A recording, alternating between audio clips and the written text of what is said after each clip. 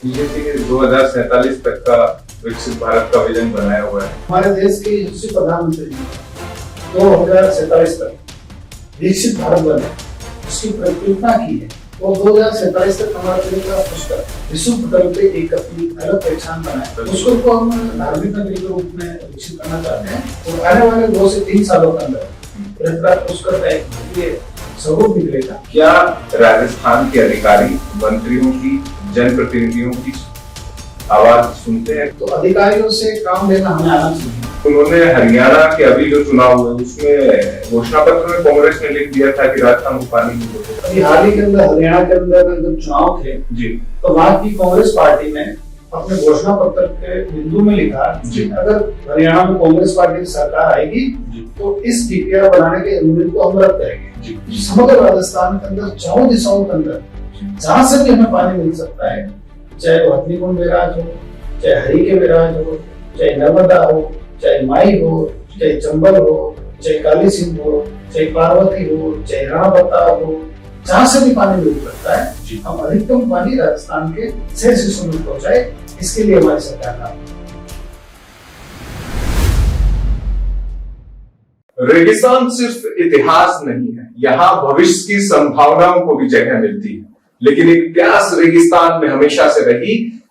आज इस प्यास को बुझाने की जिम्मेदारी जिन कंधों पर है, राजस्थान के कैबिनेट मंत्री सुरेश सिंह रावत। सर, स्वागत है आपका। देखिए, राजस्थान कहते हैं मरुभूमि है, लेकिन पिछले 2 साल से तो जलधारा बह रही है। बिल्कुल, राजस्थान का जो नाम लेते हैं तो विश्व पटल पे मरु प्रदेश की परिकल्पना लोगों के मस्तिष्क में आती है, लेकिन हमारी सरकार माननीय मुख्यमंत्री भजनलाल जी के नेतृत्व में मरु प्रदेश को हरित प्रदेश बनाने की उम्मीद है। जी, हम जब हमेशा बातचीत करते हैं तो सबसे पहले ये जानने की कोशिश दर्शकों की तरफ से रहती है कि जिस शख्सियत से बातचीत हो रही है उनका बचपन कैसे बीता है, क्योंकि आज जो है आप राजस्थान में कैबिनेट मंत्री हैं और जल को हर घर तक पहुंचाने में, जल का संसाधन करने में और बेहतर करने में आप वक्त गुजार रहे हैं। लेकिन एक वक्त था जो बचपन का था, अक्सर याद आता है आज इस व्यस्त भरे जीवन। देखिए, बचपन का जीवन किसी का भी हो, एक वो बहुत ही अति महत्वपूर्ण और जीवन भर याद रखने वाला काल होता है। और जहाँ तक मेरे अपने बचपन की बात है, मेरा बचपन खेत खलियान और गांव के गली चौबारों में बीता है। देहाती गांव का रहने वाला व्यक्ति, गांव में ही मैं पला बड़ा हूँ, मेरा जन्म भी वहीं कहीं हुआ। मुहामी गांव, मुहामी अजमेर से करीब 20 किलोमीटर दूर एक मुहामी गांव है जी। मेरे फादर किसान थे और खेती बाड़ी का काम करते थे जी, पशुपालक थे, गोभक्त थे, तो हम भी वही काम करते थे साथ में, उनकी पढ़ाई के साथ साथ। तो पर मेरे को सीखने को बहुत मिला हमारे खेतों से, और हमारे जो जरूरत डेली की रोजमर्रा की जो कठिनाई आती थी जी, अब मुझे लगता है कि उस सब का समाधान होना चाहिए। जब मुझे याद है जब हम छोटे थे, 7th 8th में होंगे, हमारे दिन में बिजली नहीं आती थी, हमेशा बिजली रात को आती थी खेती को पानी के लिए जी। कृषि जो कनेक्शन थे रात को बिजली दिया करते थे जी, उस समय की बात। तो सर्दी के अंदर रात को खेतों को पानी पिलाना कितना मुश्किल होता है, तो मैं खुद ने देखा है जी। हम खुद भी हमारे परिवार के लोगों के साथ जाते थे, तो उन कठिन परिस्थितियों में से हम निकल के आए। तभी आपकी सरकार ने सोचा कि दिन में बिजली दे दें किसानों को। किसानों को दिन में बिजली भी मिलनी चाहिए और किसानों को और भी बहुत सारे लाभ सरकार की तरफ से जो मिलने चाहिए वो मिल रहे हैं, आगे भी। बचपन के कुछ दोस्तों के संपर्क में जो स्कूल क्लासमेट हो? निश्चित रूप से हमारे जो बचपन के जो मित्र हैं वो अभी भी जब गांव जाता हूँ तब मिलते हैं, कभी कोई बात होती है, काम होता है तो मेरे पास भी आते हैं। तो उनसे बात करके अच्छा लगता है, पुरानी यादें ताजा करके, पुराने स्मरण के बारे में चर्चा करके एक अलग दुनिया में चले जाते हैं। कोई ऐसी बात जो बताना चाहे बचपन की? अब देखिए बचपन का एक हर व्यक्ति का एक लंबा समय होता है जी। वो सारी अपने कोई किस्सा जैसे दोस्त टांग खिंचाई करते हो कि हाँ भाई अब तो मंत्री जी बन गए हो, लेकिन वो दिन क्या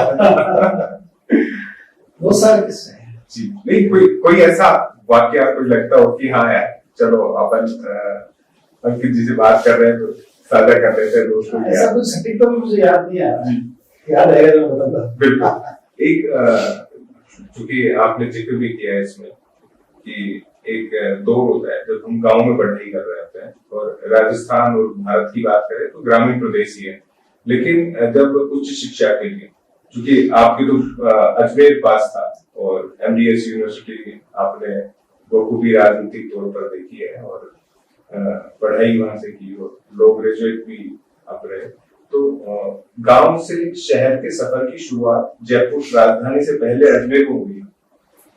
देखिए बिल्कुल है, हम गांव से जब शहर गए जी, स्कूलिंग हमारी गांव में, कॉलेज में हम जब शहर गए तो शहर के अंदर हमारे गांव के लोग आते थे जी, जिनको बहुत सारी समस्याएं होती थी।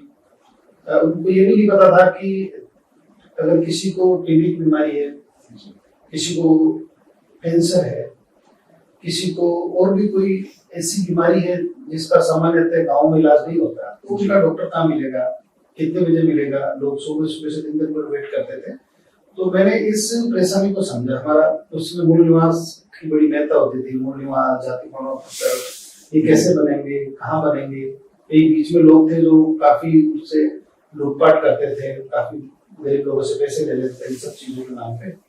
तो मैंने इस चीज को महसूस किया और छात्र जीवन में मैंने एक ग्रामीण हेल्पलाइन के नाम से एक मैंने हेल्पलाइन शुरू किया, और उसके अंदर जिनको जो समस्या होती थी जानकारी, सिर्फ हम जानकारी देते थे जी, केवल ग्रामीणों के लिए, हमारे क्षेत्र के ग्रामीणों के लिए। वही लोग आते थे हमारे पास, यानी बचपन में ठान लिया था कि अब आपको जाना इसी दिशा। अच्छा लगता था जी। तो हम सिर्फ जानकारी देते थे कि उनको कौन सी बीमारी है, तो उसका कौन से डॉक्टर है, कितनी बजे कहाँ मिलेगी, उनका घर कहाँ है, क्लिनिक कहाँ है, उनका गवर्नमेंट हॉस्पिटल में गवर्नमेंट डॉक्टर है तो कितने बजे से कितनी बजे मिलेगी। अगर उनको मूल निवास, जाति प्रमाण पत्र और भी कोई सरकारी दस्तावेज संबंधी काम है, उसका फॉर्म कहाँ मिलेगा और उसका प्रोसीजर क्या है। इससे हमने शुरुआत करी, और फिर अखिल भारतीय विद्यार्थी परिषद, एक हमारा छात्र जीवन के अंदर विद्यार्थी परिषद में हमने काम किया कॉलेज टाइम में, पदाधिकारी हुए, फिर पदाधिकारी लोग उनसे जुड़ते गए, फिर लोग मिलते गए, कारवा बनता गया, हमारी यात्रा चलती रही, आज भी हम चली रहे। शिक्षा की बात कर रहे थे हम, आपकी स्कूली और कॉलेज शिक्षा की बात की, लेकिन एक और शिक्षा आपने ली, प्रथम वर्ष दीक्षित आरएसएस। हाँ, देखिए जब मैं विद्यार्थी परिषद से जुड़ा जी, तब संघ को समझने का अवसर मिला, और फिर प्रथम वर्ष भी करने का अवसर प्राप्त हुआ मुझे, और आज जो भी हूँ मैं राष्ट्रीय स्वयंसेवक संघ की वजह से हूँ, उन्हीं के संस्कारों की वजह से आज हम काम कर पा रहे हैं। क्या बदलाव आपने उस वक्त महसूस किया अपने जीवन में? कोई दिशा या दशा तय करी हो कि आप इस रास्ते से नहीं इधर चलना? देखिए जब मैं विद्यार्थी परिषद के संपर्क में आया, जब मैं शाखा जाना स्टार्ट हुआ, जब संघ के हमारे कुछ प्रचारकों के संपर्क में आया, जब उनके आचार विचार जाने, जब मैं कई शिविरों में जाता था, तब मेरे मनोमस्तिष्क में ये बैठ गया था कि राष्ट्रवादी संगठन है और हमें इन्हीं के विचारों के साथ काम करना है और इन्हीं के सानिध्य में इन्हीं के साथ काम करना है। शताब्दी वर्ष तो आरएसएस का हो, देखिए निश्चित रूप से हम सबके लिए गौरव का विषय है, जो सांस्कृतिक संगठन है और पूरे देश के अंदर भारत माता की अलग जगाने वाला संगठन है, और व्यक्ति निर्माण के लिए हमेशा ये संगठन काम करता है। ये हमारे लिए सौभाग्य की बात है कि शताब्दी वर्ष हमें देखने का अवसर मिला। जी, एक गुरु और होता है जब आप कैरियर चॉइस करते हो, तो आपने तो चूंकि राजनीति में गए, तो राजनीतिक गुरु आप किसे मानते हैं? देखिए क्योंकि मैं स्वयंसेवक हूँ और हम किसी व्यक्ति को गुरु नहीं मानते, हमारा जो गुरु है भगवत ध्वज है, तमता उम्र उन्हीं को गुरु मानते हैं, क्योंकि व्यक्ति के अंदर कई बार विकार आ जाते हैं लेकिन ध्वज के अंदर कभी विकार नहीं आते, तो इसलिए हमारा जीवन पर्यंत जो हमारा गुरु है वो भगवत ध्वज है। छात्र राजनीति में और वर्तमान, क्योंकि छात्र राजनीति में तो आंदोलन करते रहो, संघर्ष करते रहो, आप कुछ करने की बारी है, तो इनमें क्या अंतर आप? देखिए ऐसा है कि छात्र राजनीति के अंदर जो हमने संघर्ष किया, आंदोलन किए, छात्रों के हितों के लिए संघर्ष किया। उन्हीं सब चीजों से सीख के आज हम प्रखरता से काम कर पा रहे हैं। और क्योंकि सरकार के अंदर मंत्री की जिम्मेवारी है, तो हमारे विभाग को बेहतर तरीके से कैसे चला सकते हैं, कैसे आम जन की जो समस्या है उसका त्वरित समाधान कर सकते हैं, कैसे हमारे विभाग का लाभ अंतिम छोर तक पहुंचे, अंतिम व्यक्ति तक पहुंचे, इसके लिए काम। कभी लाइफ में ऐसा बोल रहा कि जीवन में आपके राजनीतिक तौर पर माने तो चाहे राजनीति में आने का दौर हो, आप अखिल भारतीय विद्यार्थी परिषद में सक्रिय पदाधिकारी बनने का दौर हो, 2013 में एमएलए बनने का दौर हो, संसदीय जो प्रभार है वो मिलने का दौर हो, और लगातार एक क्रिकेट की तरह हैट्रिक लगाने का हो, तो ये सब एक वे में चल रहा है, एक प्रवाह बना हुआ है, इसे आप कैसे देखते हैं? देखिए, इसके लिए तो मैं विशेष तौर से मैं हमारे उसको विधानसभा की जनता का आभार प्रकट करता हूँ जी, धन्यवाद ज्ञापित करता हूँ उनका कर्तव्य हूँ कि उन्होंने बार बार मेरे को समर्थन दिया, मेरे पे भरोसा जताया जी, और पार्टी का भी मैं आभार प्रकट करता हूँ कि उन्होंने लगातार बार बार मेरे को सिंबल देके, टिकट देके जनता के बीच में भेजा। और मेरा ये प्रयास रहता है, जब भी मैं विधायक बन के चुन के विधानसभा में जाता हूँ, हर बार मुझे कुछ जनता के लिए अच्छा करने का संकल्प मिलता है। और मैं अपने आप को सौभाग्यशाली समझता हूँ कि मैं जिस विधानसभा का प्रतिनिधित्व करता हूँ तीर्थराज पुष्कर है, जहाँ पे स्वयं ब्रह्मा जी विराजते हैं जी, जहाँ पे सभी देवी देवता कार्तिक स्नान करने आते हैं। इस दैवीय भूमि की सेवा करने का मुझे अवसर मिला, तो मैं पूरे मनोवेग से और दिन रात मेहनत करके हमारे, क्योंकि मेरी टोटल रूरल कॉन्स्टिट्यूंसी पूरी विधानसभा है ग्रामीण, सिर्फ पुष्कर हमारा शहर है, उसको छोड़ के तो कठिनाइयां भी बहुत सारी है, लेकिन लंबा समय काम करने के बाद हम बहुत बड़ा स्ट्रक्चर पुष्कर विधानसभा में विकास सिस्टम ने खड़ा किया है। चाहे वो रोड नेटवर्क हो, चाहे हमारे बिजली आपूर्ति की बात हो, चाहे हमारे पानी का सिस्टम डेवलप करने की बात हो, या कुछ और बड़े प्रोजेक्ट करने की बात हो, तो हम तेजी से काम कर रहे हैं। क्या लगता है विकास के नाम पे वोट मिलता है? देखिए, ऐसा है कि बूंद बूंद से घड़ा भरता है, कहावत है ना, बूंद बूंद से घड़ा भरता है। तो विकास के नाम पे भी वोट मिलता है। जिस समय चुनाव होता है उस समय का जो वातावरण रहता है, उस परिस्थितियों के नाम के हिसाब से वोट मिलता है। कुछ चीजें चुनाव जीतने के लिए हमें अपने हिसाब से तैयार करनी होती है, उसका भी फायदा मिलता है। और लोग अगर हम देखें तो विकास बहुत ही महत्वपूर्ण इसमें रोल अदा करता है। बाकी आपका व्यक्तिगत व्यवहार, व्यक्तिगत संपर्क और व्यक्तिगत जुड़ाव भी बहुत मायने रखता है जी। बीजेपी के 2047 तक का विकसित भारत का विजन बनाया हुआ है, आपने पुष्कर के लिए कुछ ऐसा सोचा?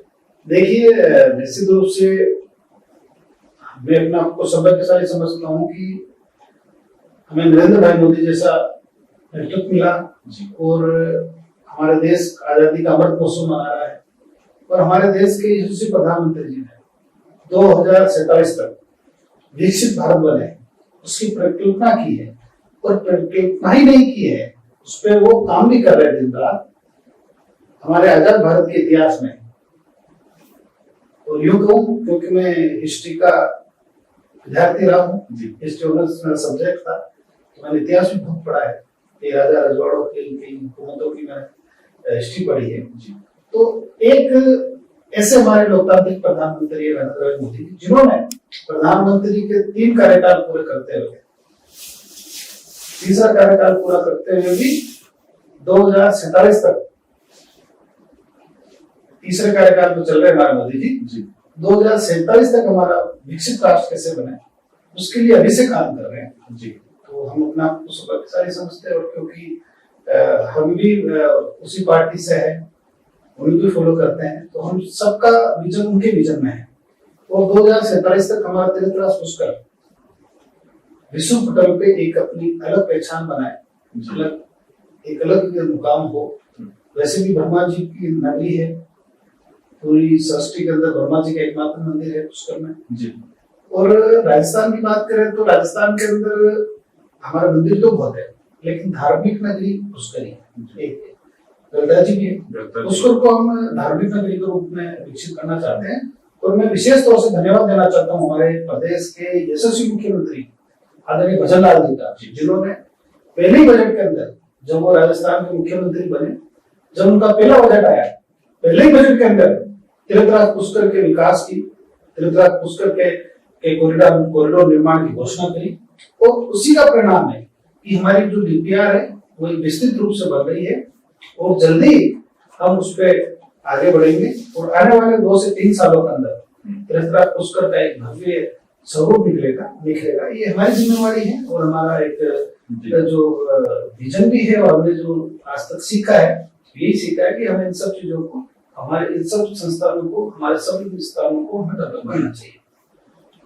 पुष्कर फिर भी बहुत विराट स्वरूप लिए हुए हैं और लेकिन आदि आदिकाल से तीर्थराज पुष्कर का जो मेला है, चाहे वो पशु मेला है, चाहे धार्मिक मेला है, बड़ी भव्यता से बनता आया है।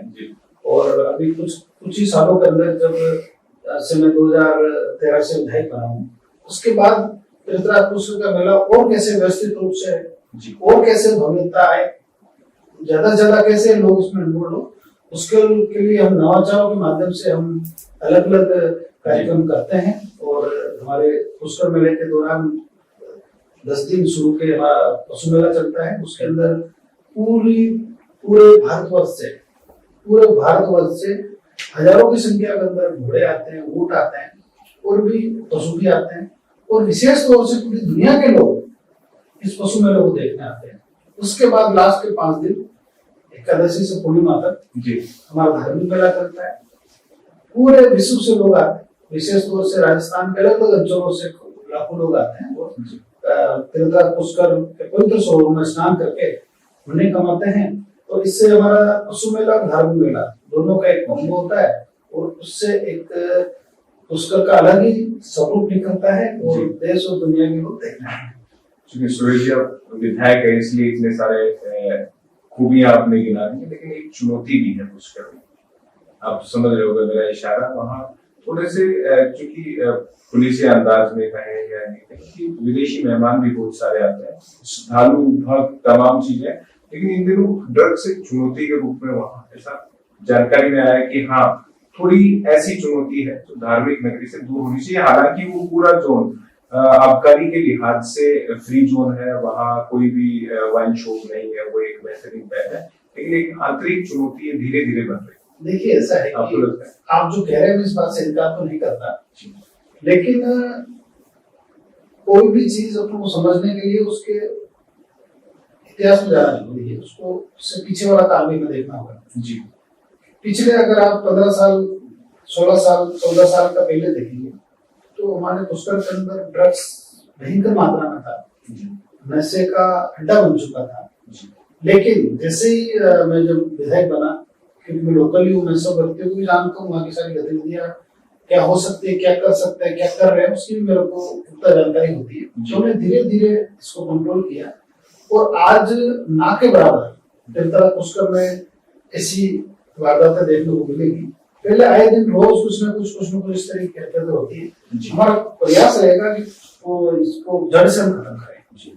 पहली बार जब आपने चुनाव लड़ा उस वक्त क्या फीलिंग थी आपकी?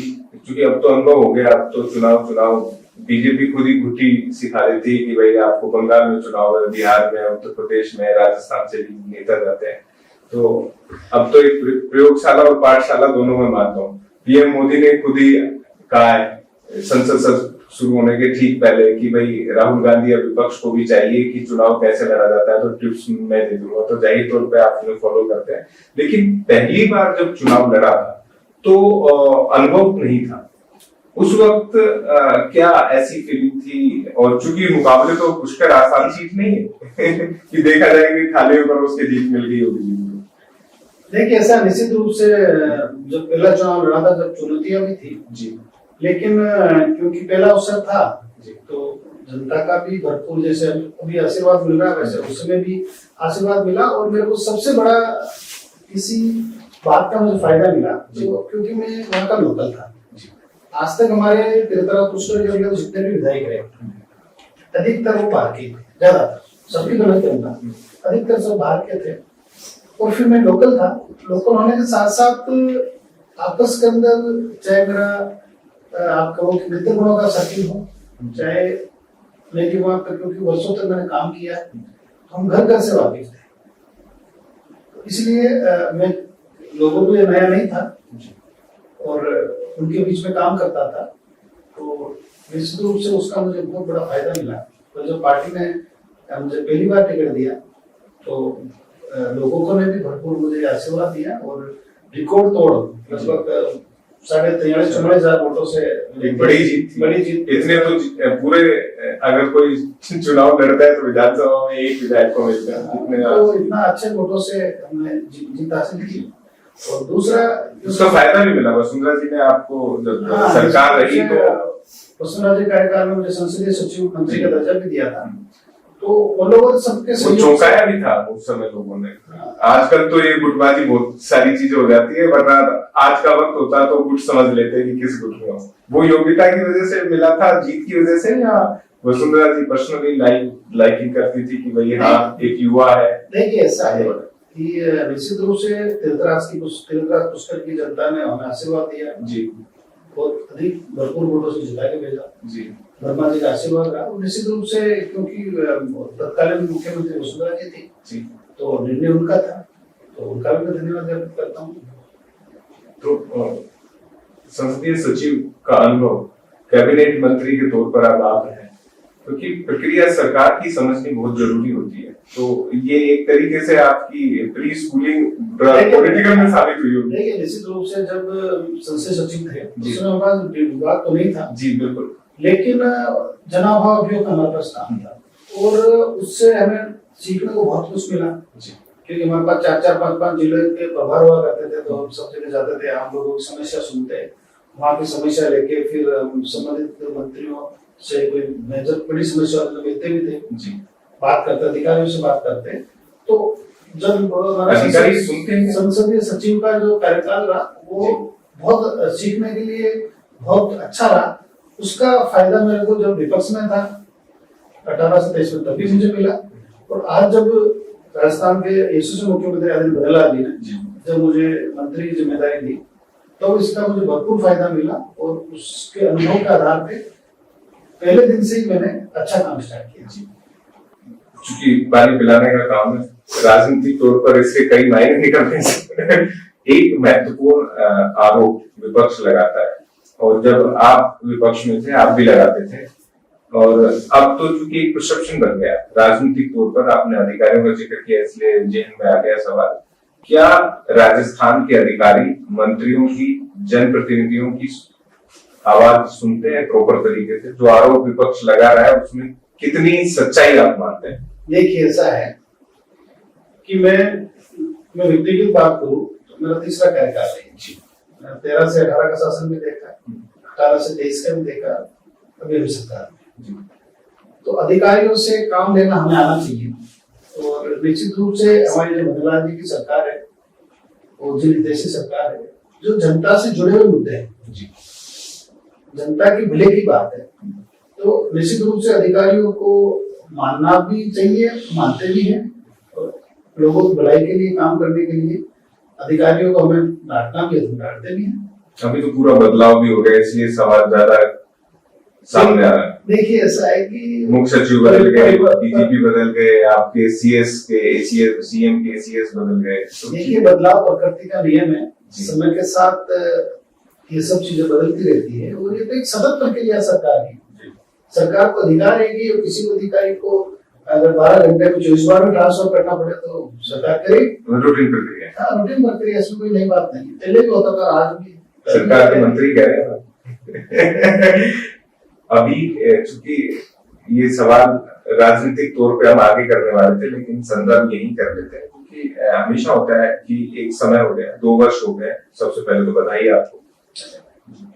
सरकार के 2 साल बिना किसी लाल लपेट के सफलताएं, तो राजनीतिक तौर पर अगर सीएम भजनलाल जी अक्सर गिनाते रहते हैं कि कोई पेपर लीक नहीं हुआ, आज उन्होंने कहा, जल आप ही के विभाग में सबसे ज्यादा काम हुआ, फिर ऊर्जा, तो ये वाली चीजें उन पे तो हम बाद में जाएंगे, लेकिन सबसे महत्वपूर्ण ये हो जाता है कि एक वक्त हो जाता है बदलाव का, कि भाई ठीक है, अब जो मंत्री अच्छा परफॉर्म कर रहे हैं उन्हें थोड़ा अच्छा और पोर्टफोलियो दिया जाए, जो संगठन में जाना चाहते हैं वहां के लिए उपयुक्त है उन्हें वहां दिया जाए, कुछ और लोग हैं जो एडजस्ट होना चाहते हैं। तो ये राजनीतिक चर्चाएं राजस्थान में कुछ ज्यादा चल रही है, वैसे तो मध्य प्रदेश में भी चल रही है और यूपी में तो और बड़ी चर्चाएं चलती हैं, लेकिन फिर भी राजस्थान के संदर्भ में अगर बात करें तो आप लोगों को भी कभी लगता है कि मीडिया में खबरें आती है कि हाँ आज हो रहा है, कल हो रहा है, कुर्ते नए सिल गए हैं, शेरवानी सिल गई है, ये कुछ होता है क्या? कुछ देखिए ऐसा है, चर्चाओं का क्या, चर्चाएं तो चलती रहती है जी, हर रोज चलती रहती है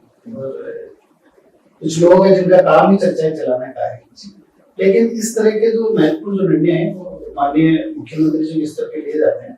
माननीय मुख्यमंत्री जी के पास सर्वाधिकार सुरक्षित रहते हैं, वो जब भी चाहे मंत्रिमंडल का विस्तार करें, उन्हीं पे सब निर्भर करता है, माननीय मुख्यमंत्री जी को करना है। जरूरत तो है अभी क्योंकि खाली है सीटें। देखिए ये सब हमारे मुख्यमंत्री जी पर निर्भर करता है, उन्हीं का विशेष अधिकार है, उन्हीं को करना है। राजनीतिक तौर पर थोड़ा रुक रहे हैं आप बोल रहे हैं? नहीं ऐसा नहीं है, सत्य फैक्ट जी, तो सत्य बात उसी से अवगत करा। हाँ, लेकिन विपक्ष की बात कर ले तो विपक्ष में भी आपके दिल्ली से कोई कांग्रेस का नेता नहीं आता, यही है डोटासरा जी, गहलोत जी, तो उनका तो नियम है कि बाहर से आएंगे तो एयरपोर्ट पे बाइट देंगे, जोधपुर में रहेंगे तो कहेंगे, और भी कुछ नहीं हुआ तो एक्स सोशल मीडिया प्लेटफॉर्म पे पोस्ट कर देंगे। वो बड़ा पोस्ट है सरकार में, और उन्होंने एक नया फीचर कर दिया, अब सीएम भजनलाल शर्मा, पंडित भजनलाल शर्मा और कहने लगे। क्या कोई विशेष कारण है क्या? मैंने कहा आप आए तो पूछ लें। देखिए ऐसा है कि विपक्ष का काम ही विपक्ष की भूमिका निभाने का है जी। विपक्ष का काम ही सरकार कितने भी अच्छे काम करे उनकी आलोचना करने का है जी। और जहां तक राजस्थान के अंदर मुख्यमंत्री पूर्व मुख्यमंत्री अशोक गहलोत जी की बात है या उनकी पार्टी के नेताओं की बात है, तो आप देखोगे कि 2024 में हम सरकार में आए दिसंबर 2023 में, मतलब 24 में काम करना शुरू किया। अगर 5 सालों पे जाओगे तो हर 5 साल का पूरा कार्यकाल उनका आपसे झगड़े में निकल गया। पायलट साहब और गहलोत साहब आपस में लड़ते रहे, कार्यकर्ता ऐसा मुझे में रहे कि कब कौन क्या हो जाएगा, पूरे 5 साल उन्होंने ऐसे निकाल दिया। उसका खामियाजा राजस्थान की जनता को भुगतना पड़ा, विकास की गति ठप हो गई। हाँ, लास्ट के अंदर सिर्फ लोगों को गुमराह करने के लिए, लोगों में भ्रमजाल फैलाने के लिए साल भर में जरूर इन्होंने झूठा वातावरण बनाने की कोशिश करी। गहलोत फिर से कैंपेन गए, लेकिन मैं धन्यवाद देना चाहता हूँ राजस्थान प्रदेश की जनता को कि हमारे प्रदेश के लोग बहुत समझदार हैं, समय पर निर्णय करते हैं, पहले कुछ नहीं बोलते। जब समय आया तब उन्होंने विपक्ष में बिठा दिया। और जहां तक हमारी सरकार की बात है, माननीय मुख्यमंत्री भजनलाल जी की बात है, तो जब से वो राजस्थान प्रदेश के मुख्यमंत्री बने तब से अगर मैं मेरे विभाग की बात करूं तो मेरा विभाग पानी की दृष्टि से बहुत ही महत्वपूर्ण विभाग है। और जैसा कि आपने पहले भी पूछा कि राजस्थान का नाम आते ही राजस्थान मूल प्रदेश है, ऐसी लोग बात करते हैं, सही की बात है। मैंने मंत्री बनने के बाद ये दावे के साथ कह सकता हूँ कि मैं इस बात का मंत्री हूँ, राजस्थान प्रदेश को मूल प्रदेश बनाया गया है। अगर पूर्ववर्ती सरकारें इस पे काम करती, पूर्व की सरकारें अगर इस पे सर कुछ पॉइंट भी बता दीजिए, बड़ा आरोप है पूर्व की जो सरकार है इस पे अगर काम करती, जैसे एआरसीपी की बात करें जी, एआरसीपी की बात पहले कभी नहीं कही, किसी सरकार ने नहीं कही।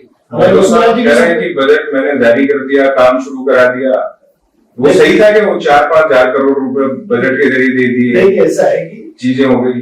इसकी शुरुआत के बारे में आपको बताना चाहूंगा। 2007-8 में 13 से 18 में हमारी सरकार थी जी, तब माननीय वसुंधरा जी ने इस पे तेजी से काम चालू किया जी। जब कांग्रेस की सरकार आई तब ये 4 साल इसको कोई किसी ने बात नहीं करी। जब चुनाव का समय था लास्ट के अंदर, तब उन्होंने एआरसीपी का राज लाना स्टार्ट किया।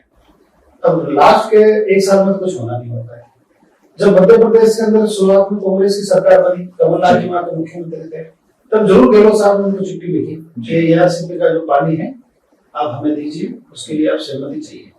तो उन्होंने उल्टा सुप्रीम कोर्ट में चले गए कि हम नहीं देंगे पानी। जब हमारी प्रदेश में भाजपा की सरकार आई तो माननीय मुख्यमंत्री जी भजनलाल जी ने सबसे पहला ही काम ये किया, उन्होंने मध्य प्रदेश के साथ बात करी, केंद्र में बात करी, उसका परिणाम रहा कि दोनों राज्यों के बीच में एमओयू डीपीआर बनाने के लिए एमओयू हुआ। हमने एमओयू किया और हमने टेंडर भी कर दिए सेकंड फेज के, प्रथम फेज के अभी मौके पे काम चालू हो गया, तो युद्ध स्तर पे, वर्ग स्तर पे इस परियोजना पर काम चल रहा है और आने वाले समय के अंदर, तय समय के अंदर 2028 तक ये वर्ग परियोजना का हम काम पूरा करेंगे और ये आने वाले समय के अंदर राजस्थान की दशा तय करेगी। और आप कल्पना करिए, इस परियोजना के अंदर हमें 3500 MCM पानी 17 जिलों के लिए मिलने वाला है। उसके लिए 3 लाख से अधिक भूमि, 3 लाख हेक्टेयर से अधिक भूमि सिंचित होगी, सिंचाई होगी। हमें पीने का पानी मिलेगा 17 जिलों में। इसके अलावा भी औद्योगिक विकास के लिए भी हमें पानी मिलेगा। इतना पानी जो 3500 MCM है, उससे 10 गुना पानी लेके बंगाल की खाड़ी में चला गया इस बार हमारा। ऐसा कई सालों से हो रहा है। अगर वही पानी अगर हम समय देते, उसको लिफ्ट करके जहाँ शेष राजस्थान में हम पहुंचाते, तो आज हमारे राजस्थान का परिदृश्य बहुत अलग होता है। हम इसी में समयबद्ध रूप से कर लेंगे निश्चित रूप से। जी, जिस परियोजना का शिलान्यास हमारी सरकार करती है, उसका लोकार्पण हम यही करेंगे। राम सेतु, जल लिंक, ये वो बहुत सारी चीजें चल रही है। बातचीत केवल ERCP ही, मैं तो शेखावाटी की भी बात ERCP का राम सेतु जल लिंक परियोजना माननीय मुख्यमंत्री जी के लिए धन्यवाद देना चाहता हूँ। और इसके अलावा भी, इस परियोजना के अलावा भी, अगर हमारा शेखावाटी अंचल है, हमारे राजस्थान प्रदेश का बहुत ही महत्वपूर्ण भूभाग है, जिसके अंदर सीकर, चूरू और झुंझुनू 3 जिले आते हैं और वहाँ पानी की भयंकर समस्या है, जबरदस्त समस्या। आज तक किसी ने सुध नहीं ली उनकी। 1980 से हम यमुना जल की बात कर रहे हैं, 1980 से, लेकिन किसी ने इस पर ध्यान नहीं दिया। जैसे हमारी सरकार आई, हमारे प्रदेश के यशस्वी मुख्यमंत्री आदरणीय भवन लाल जी ने हरियाणा के साथ बात किया, केंद्र के साथ बात किया। दोनों राज्य DPR बनाने के लिए राजी हुए। DPR हमारी उस पर काम चालू है। हमारा अलाइनमेंट के लिए हरियाणा ने सैद्धांतिक सहमति दे दी है। राज्यवाला हेड और अग्निकुंड बैराज से ये हाल ही का अपडेट है। अभी दिल्ली के अंदर अपर यमुना रिवर रिव्यू बैठक हुई थी, इसके अंदर मैं भी गया था। हरियाणा ने खुले तौर पर सैद्धांतिक सहमति सबके सामने हमें दी है। हम धन्यवाद देना चाहते हैं। मीटिंग में भी हमने वहाँ के हरियाणा के मुख्यमंत्री जी का हृदय से आभार प्रकट किया कि इतनी बड़ी परियोजना के लिए उन्होंने सैद्धांतिक स्वीकृति दी है, उसके लिए आभार प्रकट करते हैं। तो ऐसा शुद्ध पानी मिलता है, निश्चित रूप से मिलेगा साहब। मैं चाहूंगा थोड़ा पी के भी दिखा दे आपकी। हाँ, वैसा पूरा, चूंकि जरूरी बात है, बेहद जरूरी हो जाता है। क्योंकि पानी मैंने पिलाया तो सर सवाल पूछने के लिए पिलाया नहीं, मैं बता दूं कि एक चीज जो राजस्थान का हर व्यक्ति जानना चाह रहा है, पूर्व की सरकार वाला ही सवाल है कि मध्य प्रदेश में कांग्रेस की सरकार थी, राजस्थान में कांग्रेस की सरकार थी, तब उन्होंने क्यों इच्छा शक्ति राजस्थान के जन की पूरी नहीं की और आपने कैसे इसे आसान बना दी? क्या सच में कोई टेक्निकल दिक्कतें थी जो आपने दूर कर दी? देखिए, ऐसा है कि तकनीकी समस्या तो कुछ थी नहीं जी। कभी तो काम करने की इच्छा शक्ति होती है और सकारात्मक वातावरण से हम काम करते हैं जी। और जब हम राज्यों की भावनाओं से ऊपर उठ के देश की बात करते हैं, जनता के भले की बात करते हैं, जनता के हित की बात करते हैं, ये संस्कारों की बात है जी। ये संस्कारों की बात है कि जब राजस्थान इसी के नाम से ले रहे थे गहलोत जी, उन्होंने कहा कि मैं तो सब बदल दूंगा। और देखिए, ऐसा है कि कथनी और करनी के अंदर फर्क ऐसे ही दिखता है। मुझे ध्यान आ गया ये पॉइंट कि उन्होंने हरियाणा के अभी जो चुनाव हुए उसमें घोषणा पत्र में कांग्रेस ने लिख दिया था कि राजस्थान को पानी नहीं देंगे। जहाँ तक मुझे ध्यान, देखिए, आपने एक अच्छा विषय मुझे ध्यान दिलाया जी। अभी हाल ही के अंदर हरियाणा के अंदर जब चुनाव थे जी, तो वहाँ की कांग्रेस पार्टी ने अपने घोषणा पत्र के बिंदु में लिखा कि अगर हरियाणा में कांग्रेस पार्टी की सरकार आएगी तो इस DPR बनाने के उम्मीद को हम रद्द करेंगे। और उस घोषणा पत्र को लेके हमारे राजस्थान के नेता जो खुद शेखावाटी अंचल से आते हैं, गोविंद सिंह डोटासरा जो कांग्रेस के अध्यक्ष भी है, वो खुद हरियाणा के अंदर प्रचार कर रहे थे उस घोषणा पत्र को लेके। अब आप बताइए कि एक तरफ तो राजस्थान के अंदर पानी की बात करते हैं, दूसरी तरफ हमारी सरकार पानी लाने के लिए MOU कर रही है, उसी का हरियाणा के अंदर जाके विरोध करते हैं। तो ये स्पष्ट शब्दों के अंदर कथनी और करने में फर्क दिखता है। अब कल्पना करिए कि जो व्यक्ति हरियाणा के अंदर राजस्थान के पानी को नहीं पहुंचे, DPR पर काम नहीं हो, शेखावाटी की भूमि हमेशा सूखी रहे, ये सोच के और फिर शेखावाटी में किस क्या मोड़े के जाएंगे, ये उनको सोचना चाहिए।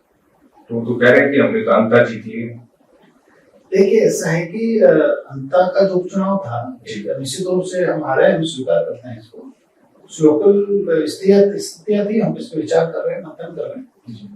कांग्रेस ज्यादा खुश ना हो, वो तो कह रहे हैं कि 2028-29 सब हमारा है। तो देखिए मुंगेरी लाल के सपने देखना कोई बुरी बात नहीं है, और 2028 के अंदर भी प्रचंड बहुमत से हमारी भाजपा की सरकार बनेगी, 2029 के अंदर भी केंद्र के अंदर प्रचंड बहुमत से भारतीय जनता पार्टी की सरकार बनेगी, इसमें कोई संदेह नहीं है।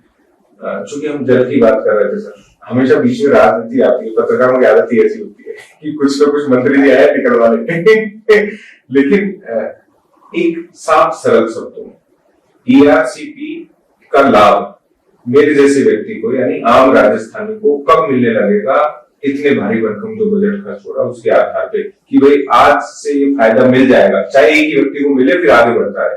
देखिए ऐसा है कि बहुत बड़ी बृहद परियोजना है जी, बड़ी परियोजना है, बड़ी परियोजना के अंदर बजट भी बढ़ाया जाता है जी। लेकिन माननीय मुख्यमंत्री जी ने अपना बड़ा मन रख के प्रदेश की भलाई के लिए खजाना पूरा खोला है इस परियोजना के लिए, और बड़ी परियोजना है, बड़ा काम है, समय तो लगता है निश्चित रूप से। लेकिन हम हर सप्ताह इसकी रिव्यू मीटिंग लेता हूँ, हर महीने फील्ड में मैं विजिट करता हूँ। अभी दिसंबर के फर्स्ट वीक में कुछ दिनों में जाने वाला हूँ। हम लगातार मॉनिटरिंग करके, रिव्यू मीटिंग करके इस काम को तेजी से आगे बढ़ा रहे हैं, और 2028 तक तय सीमा में हम इस काम को पूरा करेंगे, और 2028 से इस परियोजना का लाभ बड़े स्तर पर लोगों को मिलने लगेगा।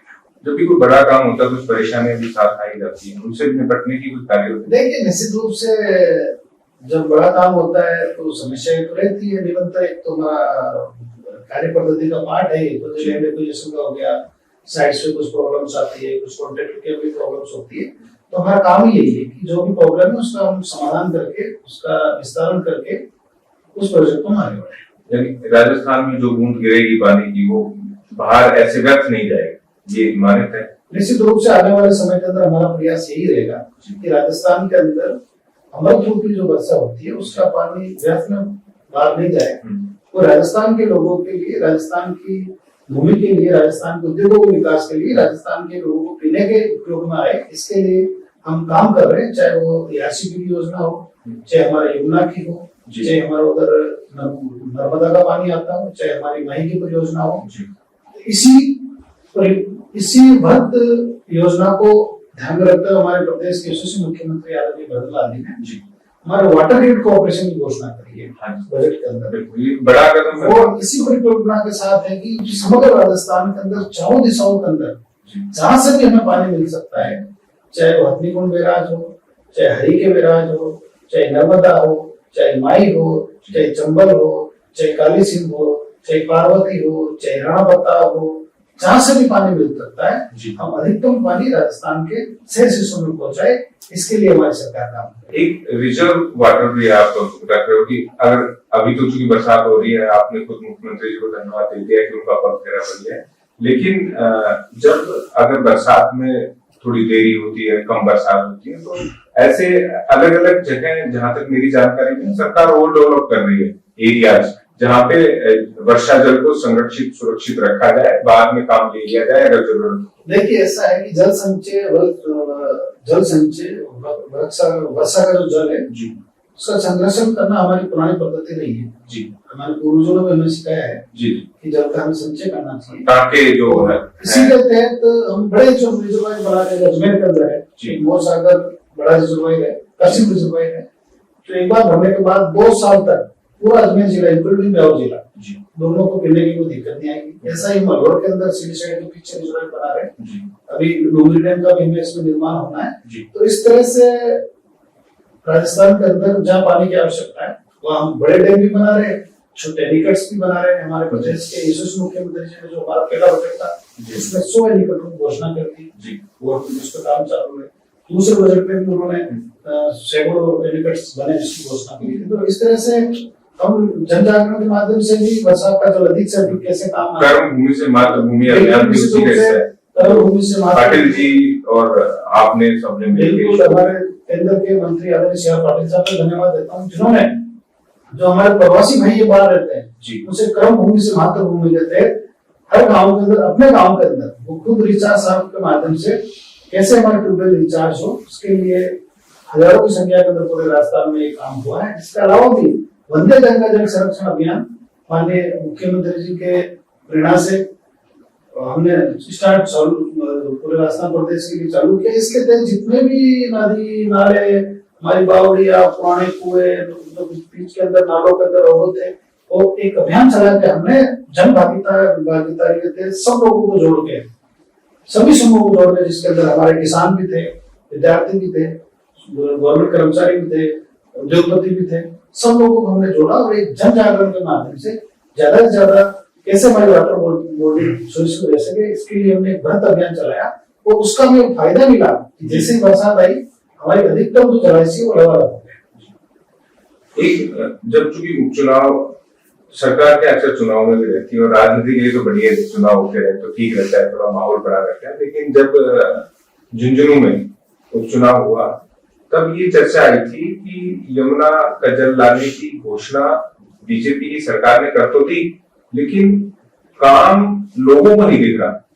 उसके बाद अभी हाल ही में आपकी पिछली मीटिंग का आपने जिक्र किया, तो जैसा ईआरसीपी पे फोकस है, जितना बजट उधर जा रहा है, धन उधर जा रहा है, काम उधर हो रहा है, सिक्योरिटी के लोग चाहते हैं भाई हमारे तो रिश्ते नहीं हो रहे वहां पानी की कमी से, तो इधर भी थोड़ा सरकार छींटे मार दे पैसे के। ये इसमें क्या आप आश्वस्त करना चाहें? देखिए ऐसा है कि आज हम एक छोटा सा मकान भी बनाते हैं जी, पहले हमें जमीन खरीदते हैं, फिर उसका नक्शा बनता है, फिर उसको धीरे धीरे न्यू लगा काम स्टार्ट करते हैं जी। ऐसे ही यमुना जल का एक बड़ा प्रोजेक्ट है। हमने राजस्थान और हरियाणा के बीच में डीपीआर बनाने के लिए एमओयू साइन किया, हमारी डीपीआर बन रही है। हरियाणा अलाइनमेंट जो पहले राज्य नहीं था, इधर नहीं इधर बना, उधर नहीं उधर, इसके राज्य नहीं था, आज एग्री है, अलाइनमेंट हमारा फाइनल हो गया। अब जल्दी इसकी डीपीआर दिसंबर के लास्ट वीक तक कंप्लीट करके और लैंड एक्विजिशन करके इस पर हम काम चालू करेंगे। हमारा जितना फोकस ईआरसी पे है उतना ही फोकस हमारे यमुना जल में भी है। हमारी सरकार के पास पैसों की कमी नहीं, बजट की कोई कमी नहीं है, केंद्र का भी हमें भरपूर सहयोग मिल रहा है और निश्चित रूप से 100% यमुना जल का पानी है वो शेखावटी अंचल को मिलेगा। बारिश का मिलेगा या वैसे मिलेगा? देखिए पानी तो बारिश से आता है। नहीं, दूसरा भी जो है उन्होंने कहा कि हमारी जरूरत के बाद अगर आएगा तो बारिश के दौरान आ जाएगी, सुनिश्चित होगा। अक्सर ये मिथ है, तो मैंने कहा आप आए तो क्लियर करें। ऐसा है कि इसमें कोई बड़ी बात कहना की कोई इतनी अतिशयोक्ति भी नहीं है। हरियाणा पहले अपना पानी लेगा, फिर तो देगा। और पुरानी घटना है कि पानी इतना है कि हरियाणा ले भी पाता, वो लेके चला जाता है जी। तो निश्चित रूप से पहले हरियाणा अपना पानी लेगा, उस बच्चे का हमें देगा, और जो बच्चे का हमने उसकी कैलकुलेट किया वो हमारे पर्याप्त है जी। चूंकि आप और दूसरा इसके अलावा भी मैं आपको आगे बढ़ाना चाहता हूँ कि हमारे भविष्य की जरूरतों को देखते हुए हम ये बड़ा प्रोजेक्ट बना रहे हैं। अभी ऊपर अपर स्ट्रीम में जहाँ हमारा चाहे उत्तराखंड हो चाहे हिमाचल प्रदेश हो, वहां पे भी रेणुका कैसा हमारे 3 बहुत बड़े डैम बन रहे हैं जी, बड़े डैम भारत सरकार के सहयोग से। तो उन डैमों का पानी भी बरसात के दौरान संग्रहित रहेगा, तो जरूरत के हिसाब से वो आता रहेगा। तो आने वाले समय के अंदर बरसात के साथ साथ साल भर जब हमें जरूरत होगी तभी हमें पानी मिलेगा। आप मंत्री तो जल संसाधन के हैं, लेकिन किसान भाई हमेशा देखते रहते हैं कि भाई हमारे लिए काम हो रहा है कि पूरा पानी तो ईश्वर पिलाने का तो कर देगी व्यवस्था, बोतलों में आ गया, लेकिन खेत में पहुंचे उसकी भी व्यवस्था के तहत आपकी तरफ निगाह। तो राजस्थान के किसान, चाहे वो गंगानगर हनुमानगढ़ का हो, चाहे जिसके प्रभारी आप हैं भरतपुर इलाके की भी बात कर रहा हूँ, चाहे उधर माही से लावान्वित होने वाले इलाके हों, शेखावाटी तो आपने चूंकि जिक्र कर दिया, और बाकी चूंकि आपके क्षेत्र में भी आते हैं, वहां भी बड़ी संख्या में किसान है, तो भी चाहते हैं कि भाई बीसलपुर का पानी अजमेर तक तो पहुंच रहा है पीने के लिए, तो सिंचाई के लिहाज से भी हमारे यहाँ छोटी छोटी व्यवस्थाएं हो जाए। और इसमें साथ में मैं ये भी एडिशन करना चाहूंगा कि जो ग्राउंड वाटर रिचार्ज सिस्टम वो भी इतना मजबूत हो कि हमारे जो रिजर्व वाटर के जो रिसोर्सेज है वो अक्सर केवल कृषि के लिहाज से उपयोग में न आए, वैसे ही व्यवस्था बेहतर। देखिए निश्चित रूप से बरसात का जो अमृत रूपी जल है हमें बचाना चाहिए। वाटर हार्वेस्टिंग के तहत हमारे जितने भी छतों का पानी है जी, और भी जितना पानी हो सकता है हमें संरक्षित करना चाहिए। हमारे खेतों के अंदर बहुत सारी डिग्गियां बनी हुई है, जब पानी की दिक्कत आती है वो बरसात के दौरान भर जाती है, उसके बाद आराम से फसल लेते हैं। तो इस तरह से आने वाले समय के अंदर और हम इस पे काम कर रहे हैं। और जहाँ पे ऑलरेडी जैसे कि हमारा शहर रोकी अंचल है, जहाँ कोटा, बारा, झालावाड़, बूंदी है, वहाँ ऑलरेडी पानी की पर्याप्त मात्रा में उपलब्धता है। तो हम और हमारे सिंचाई तंत्र को कैसे मजबूत करें, इसके लिए हम काम कर रहे हैं। अगर हम धौलपुर की बात करें तो वहाँ पे धौलपुर लिफ्ट का काम हमारा लगभग मूल तक ही हो रहा है, वहाँ पे भी हमारा जो कमांड एरिया हम बढ़ा रहे हैं। अगर हम इधर हनुमानगढ़, गंगानगर, बीकानेर, जैसलमेर की बात करें तो वहाँ पे किसानों को इंदिरा गांधी नहर का पानी मिल रहा है, वो कैसे व्यवस्थित रूप से मिले उसके लिए हम सतत निगरानी के साथ काम कर रहे हैं। जहाँ भी हमारे जो पुराने खाले थे, नहरें थी, उनको रिनोवेशन के लिए हमारी सरकार ने बहुत बजट दिया, ऐतिहासिक बजट दिया है, पहली बार इतना बजट दिया, उसमें भी तेजी से काम कर रहे हैं। अगर हम थोड़ा सा आगे चलोगे नर्मदा के अंदर, सांचौर और जालोर के अंदर, तो वहाँ भी हम पूरी निगाहें रखें, वहाँ भी कोई दिक्कत आती है तो ज्यादा से ज्यादा किसानों को फायदा मिले, इसके लिए काम कर रहे हैं। अगर हम बांसवाड़ा की तरफ चले, माही का पानी की बात करें, माही का पानी भी व्यर्थ से देके और उधर आगे समुद्र में चला जाता है, उसको भी हम ज्यादा से ज्यादा कैसे काम में ले सके, इसके लिए अपर हाई लेवल के नाम इस तरह का निर्माण करके हजारों हेक्टेयर भूमि सिंचित करने का काम कर रहे हैं। और इससे आगे बढ़ के एआरसीपी की जो हमारी भविष्य की योजना अभी हम वर्तमान में उस पर काम कर रहे हैं। आने वाले समय के अंदर शेष राजस्थान के अंदर एक भी जिला, एक भी गांव, एक भी शहर पानी से वंचित नहीं है, इसके लिए हम काम कर रहे हैं। और मैं दावे के साथ कह सकता हूँ कि राजस्थान की जनता का हमें भरपूर सहयोग मिल रहा है, मिलता रहेगा, क्योंकि ये सब काम जनता की मांग पे, जनता के सहयोग से, उन्हीं के आशीर्वाद से, उन्हीं के लिए हम काम कर रहे हैं। तो निश्चित रूप से हम काम में इस जो पुनित कार्य है वो अपने समय में पूरा कर रहे हैं। 2 वर्ष के कार्यकाल से संतुष्ट हैं? बिल्कुल निश्चित रूप से, जो टारगेट थे पूरे, बिल्कुल निश्चित रूप से हमारा जो 2 साल का जो कार्यकाल रहा ये उपलब्धि भरा रहा, क्योंकि इन 2 सालों के अंदर हमने चाहे यमुना जल हो, चाहे एआरसीपी का पानी की बात हो, हमने इस पे हम बहुत तेजी से आगे बढ़े। एआरसीपी पे तो उनकी योजना पर हमने काम चालू कर दिया, यमुना का जो प्रोजेक्ट है वो पाइपलाइन में है। तो इस तरह से अब हमें काम करने का जो आने वाला 3 साल है इस गवर्नमेंट का टाइम पीरियड का, उसमें निश्चित रूप से हम इसमें आगे बढ़ेंगे और तय समय तक हम काम करेंगे। बतौर भरतपुर के प्रभारी मंत्री, चूंकि मुख्यमंत्री का गृह जिला है, कुछ प्रेशर क्रिएट होता है? देखिए निश्चित रूप से माननीय मुख्यमंत्री जी का गृह जिला है, मैं धन्यवाद देना चाहता हूँ उनका, माननीय मुख्यमंत्री वजरलाल जी का, जिन्होंने अपने गृह जिले का प्रभारी मंत्री के नाते मुझे जिम्मेवारी सौंपी, क्योंकि भरतपुर के ही है वो माननीय मुख्यमंत्री जी, और बहुत ही सरल और बहुत ही नेक इंसान है। भरतपुर के बच्चों को जानते हैं, भरतपुर के लोग उनसे बहुत प्यार करते हैं, बहुत अच्छा उनका आदर भाव है उनके अंदर भरतपुर के लोगों का। तो निश्चित रूप से भरतपुर के लोगों की अपेक्षा ही रहती है। तो प्रभारी मंत्री के नाते कई बार कई चीजें मेरे सामने आती है, मैं कोशिश करता हूँ कि ज्यादा से ज्यादा लोगों को फायदा मिले, ज्यादा से ज्यादा लोगों को किसी प्रकार की समस्या ना हो, और जो जायज बात है, जो लोगों के जन कल्याण की बात है, उसमें सब प्रतिशत काम करें, ऐसी मेरी भावना रहती है, इसी के तहत में काम करते हैं। लेकिन कार्यकर्ता कह रहे थे कि अक्सर जो पूरा मंत्रिमंडल है वो सुनवाई नहीं करता, इसीलिए कार्यकर्ताओं के लिए अलग से बीजेपी मुख्यालय में सुनवाई शुरू हुई है। देखिए ऐसा नहीं है, जब हमारी पहले भी सरकार रही तब भाजपा की तब वो कार्यकर्ताओं की सुनवाई करती थी, क्योंकि हमारी जो पार्टी है भारतीय जनता पार्टी, वो कार्यकर्ता आधारित पार्टी है जी। और मंत्री नियमित रूप से हर मंत्री सोमवार से लेकर बुधवार तक माननीय मुख्यमंत्री जी के निर्देशन में हम यहाँ जयपुर रहते हैं। सुबह सुबह हम 8 से लेकर 10:30-11 बजे तक घर पे जन सुनवाई करते हैं, उसके बाद अपने कलेक्टर में आते हैं, और जब क्षेत्र में रहते हैं तब भी नियमित सुनवाई करते हैं। तो हमारा हर मंत्री, हर विधायक अच्छी तरह से लोगों जन सुनवाई करते हैं। और क्योंकि भाजपा कार्यालय हमारा मुख्यालय है, तो निश्चित रूप से हमारे पार्टी के डायरेक्शन में माननीय मुख्यमंत्री जी के निर्देशन में ऐसी व्यवस्था स्थापित किया, तो इससे हमारे कार्यकर्ताओं को हो और भी हौसला अफजाई होगा, जिनके कोई काम है तो निश्चित रूप से वो भी होंगे। और इसके अलावा भी आम जनता के लिए हम सभी लोग मंत्री तैयार है, हम रोजगार हामी।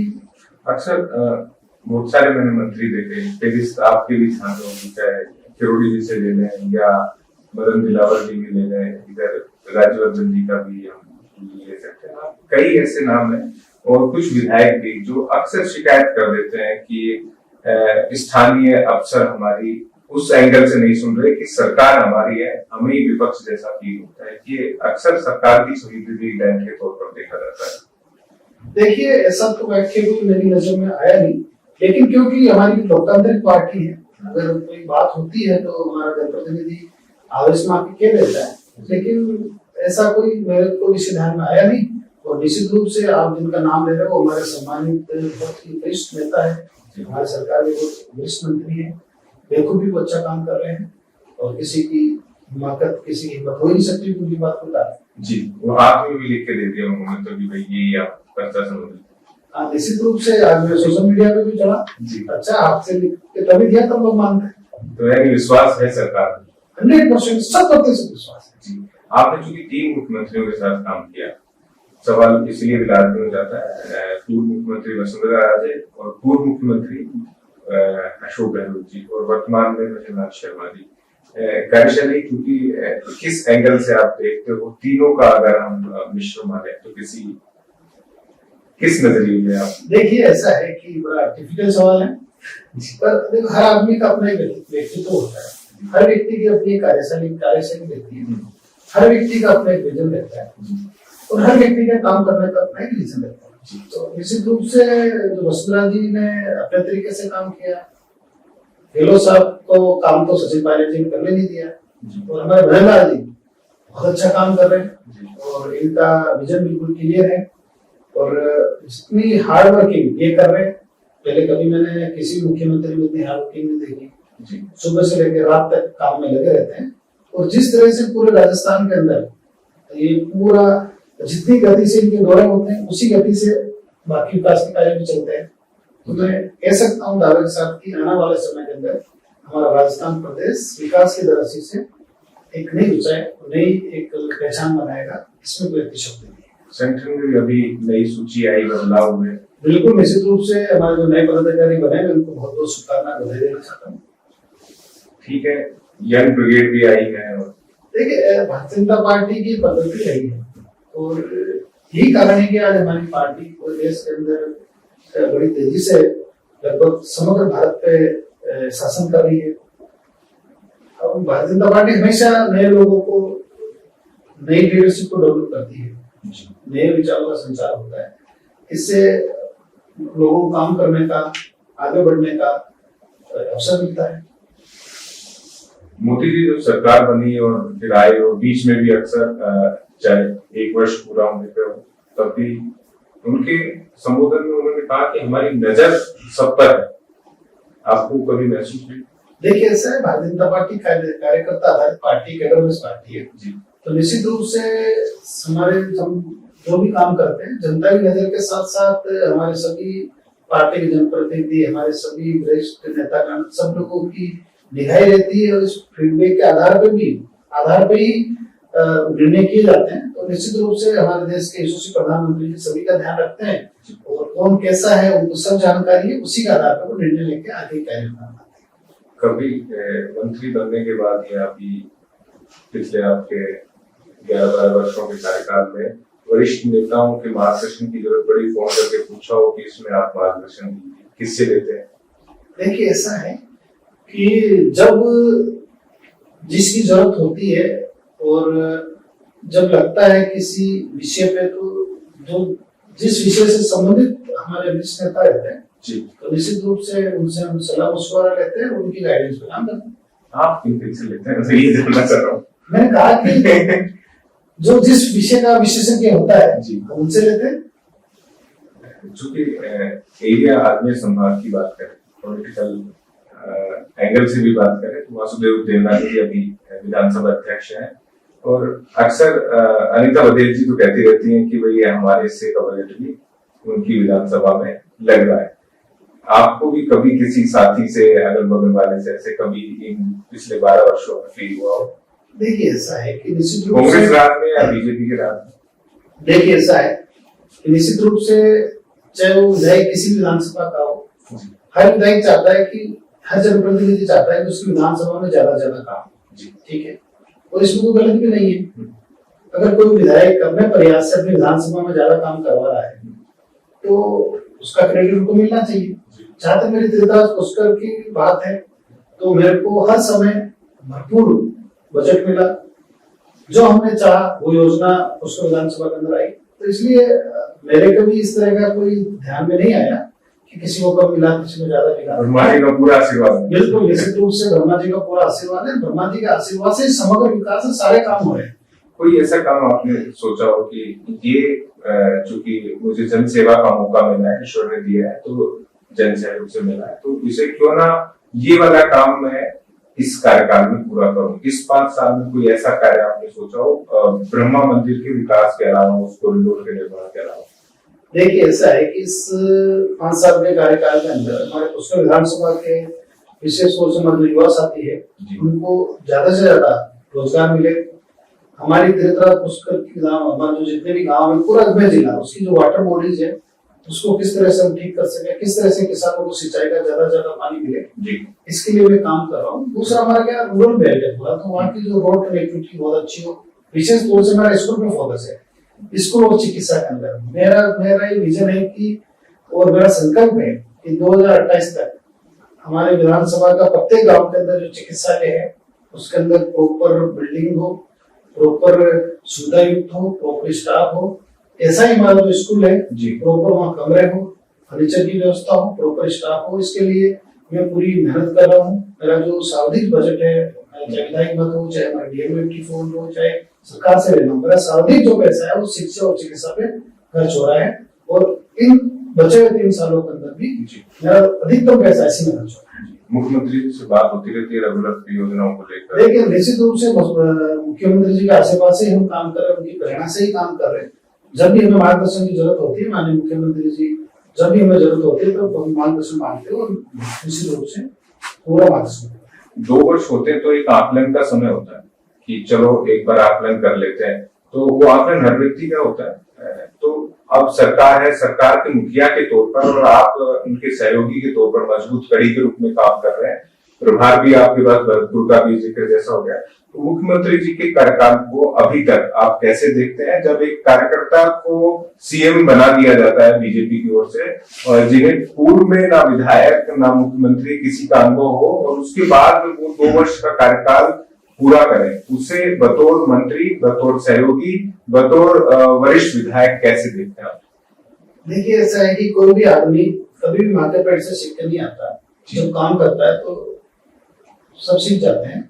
जहाँ तक हमारे प्रदेश के यशस्वी मुख्यमंत्री आदरणीय भजनलाल जी के बारे में आप पूछ रहे हैं, तो माननीय मुख्यमंत्री जी हमारे संगठन में लंबे समय से काम कर रहे हैं। पूरे प्रदेश के अंदर महामंत्री का कार्यकाल उनका बहुत लंबे समय तक रहा। तो पूरे प्रदेश के अंदर गांव-गांव, ढाणी-ढाणी, शहर-शहर के अंदर भारतीय जनता पार्टी का कौन सा कार्यकर्ता, कौन सा जनप्रतिनिधि है, बाई नेम बाई फेस को जानते हैं। ये उनकी सबसे बड़ी उपलब्धि है। इसके अलावा एक अच्छे कुशल संगठनकर्ता के साथ साथ कुशल अच्छे प्रशासक भी है, और इन्हीं क्षमताओं को देखते हुए पार्टी ने उनको मुख्यमंत्री की जिम्मेवारी सौंपी। और 2 साल का अपन आकलन करें तो माननीय मुख्यमंत्री जी के 2 साल का जो कार्यकाल है, हर दृष्टि से आज अगर बिजली की बात करें तो बिजली के अंदर मुझे याद है जब पिछली सरकार हुआ करती थी 80,000 करोड़ रुपए घाटे का भरपाई दूसरे बजट से करती थी, दूसरे हेड से। आज हमारा राजस्थान बिजली के क्षेत्र में आत्मनिर्भर बना रहा है। लगभग 5,000 अधिक मेगावाट का उत्पादन करके आज हमारा राजस्थान प्रदेश आत्मनिर्भर बन रहा है। बहुत बड़ी उपलब्धि माननीय मुख्यमंत्री जी के कार्यकाल में थी। आज रोड नेटवर्क की बात करें तो 33,000 करोड़ रुपए से अधिक की राशि खर्च करके आज हमारा पूरा रोड नेटवर्क तैयार हो रहा है। अगर हम हमारे पर्यावरण की बात करें तो 19 करोड़ से अधिक पौधे हमारी सरकार अभी तक जन सहयोग और विभिन्न विभागों के माध्यम से लगा चुकी है। अगर हमारी माता बहनों की बात करें तो अभी हमने 19 लाख महिलाओं को प्रशिक्षण देने का काम किया सरकार ने। उनमें से हमारी 11 लाख बहनें तो लखपति दीदी बन भी गई। ये बहुत बड़ी उपलब्धि। महिला अगर हम युवाओं की बात करें, माननीय मुख्यमंत्री जी ने सदन के फ्लोर पे कहा था कि हम 3 लाख लोगों को रोजगार देंगे। वैसे ही नहीं कहा था, उनका विजन था, उनकी सोच थी, उनका संकल्प था कि हमारा राजस्थान का युवा सरकारी नौकरी में जाए। तो 75,000 से अधिक नौकरियां तो हमने दे दी, और लगभग 1,65,000 नौकरियां प्रक्रियाधीन है। कल्पना करिए कितने लोगों को रोजगार मिल रहा है। तो हमारी सबसे बड़ी उपलब्धि रही कि आज हमारा एक भी पेपर लीक नहीं हो, अभी आरएस का पेपर, आरएस की जो रिजल्ट लिस्ट है आप उठा के देखिए, पहले नंबर पर मेरी विधानसभा का एक बच्चा है, गांव का रहने वाला गरीब परिवार का बच्चा, जो रात को रोड लाइट के नीचे बैठ के पढ़ाई करता था। ऐसे सैकड़ों बच्चे जो गरीब घर से आए, ये सिर्फ और सिर्फ बजरंगलाल जी की सरकार में संभव हुआ कि गरीब को उसका हक मिला, कोई पेपर लीक नहीं हुआ। पिछली सरकार देख लो, जिनके घर से 3-3, 4-4 आरएस बन गए। तो किस पैसा है आपका? हाँ जी, किस पैसा? आपको पता है किस पैसा है? कांग्रेस पार्टी के अध्यक्ष है, उनके घर से सारे आरएस बने। तो इस तरह से युवाओं के साथ खिलवाड़ करने का पिछली सरकार काम करती थी। हमारी बजरंगलाल जी की सरकार हर क्षेत्र के अंदर, चाहे कोई सा भी क्षेत्र, चाहे शिक्षा का देख लो, चाहे हमारा कृषि का देख लो, चाहे हमारा जल का देख लो, चाहे हमारा पर्यटक की दृष्टि से राजस्थान बहुत आगे बढ़ रहा है, उद्योग की दृष्टि से, क्योंकि किसी भी राज्य के विकास के लिए औद्योगिक ढांचा का विकास होना बहुत जरूरी है। अभी हमारा जो इन्वेस्टमेंट समिट भी, उसके अंदर 35 लाख करोड़ से अधिक एमओयू हुए और 5 लाख करोड़ से अधिक काम तो धरातल पे उतर गए। ये हमारे मुख्यमंत्री जी के बहुत बड़ी उपलब्धि। अभी हमारे जो प्रवासी भाई है पूरे विश्व के अंदर रहते हैं, उनको एक सूत्र में फिरौने का काम, एक माला में फिरौने का काम हमारे प्रदेश के यशस्वी मुख्यमंत्री बजरंगलाल जी कर रहे हैं। पिछली बार भी प्रवासी सम्मेलन क्या था कि 21 दिसंबर के अंदर 10 तारीख को प्रवासी सम्मेलन होना है।